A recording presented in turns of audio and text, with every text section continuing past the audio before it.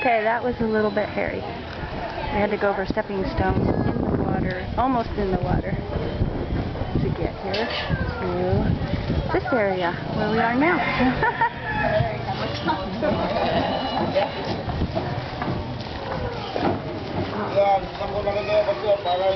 So, praying angels all around us.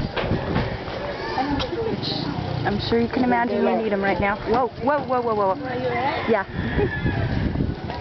Thank you. Lots of little mud traps. Slippery. Whatever you hit, you can say. Probably somebody's home, and it's now nothing but rubble. Wow. Yeah, this is worse than anything I saw before when I was here.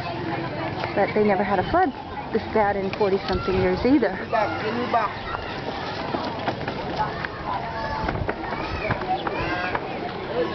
Oh my goodness.